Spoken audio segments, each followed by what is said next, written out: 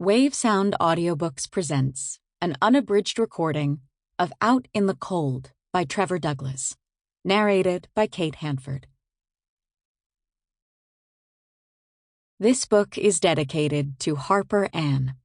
The Circle of Life continues. Chapter 1. Thursday, 2:02 a.m. Detective Bridgette Cash felt her heart race as the silhouette of the man came into view. She tried adjusting the focus of her binoculars to get a sharper image of the man's face, but the steady stream of misty rain made it impossible for her to recognize any of his facial features. A voice to her left said, "Do you think that's Anderson?" Keeping her binoculars steady on the man, she responded, "I'm not sure. He's about the right height and build, but he's got the hood up on his jacket and I can't get a good look at his face. He's staying in the shadows and away from the streetlights. I think it's him." Bridgette lowered the binoculars and studied the man as he continued his journey. She, too, had noticed he was staying close to the buildings, but she was not about to jump to any conclusions. He might be just trying to avoid getting wet. If he wanted to avoid getting wet, he'd be walking a lot quicker than that. The voice reached out a hand. "You mind if I take a look?"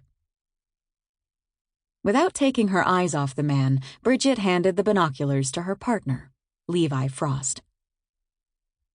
At just over 6'3", Frost found it hard to stay comfortable for long periods in a car and shifted in the driver's seat as he raised the binoculars. After attempting to adjust the focus for several seconds, he lowered them and growled, "You can't see squat with these." Bridgette smiled to herself as she glanced at her partner. They had gotten off to a rocky start, but eventually found a way to work as a team. Now on their second murder case together, they weren't exactly friends, but they'd worked out each other's strengths and weaknesses and settled into a routine. While she was reserved and considered, Frost was the exact opposite, a trait which caused some within the Vancouver Police Department to label him as reckless.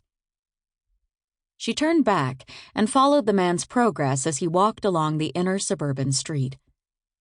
Frost rubbed his hand across the interior of the windscreen. "Bad enough that it's raining, but now we're fogging up as well." Bridgette estimated the man had closed to within about 30 yards of... Sample complete. Ready to continue?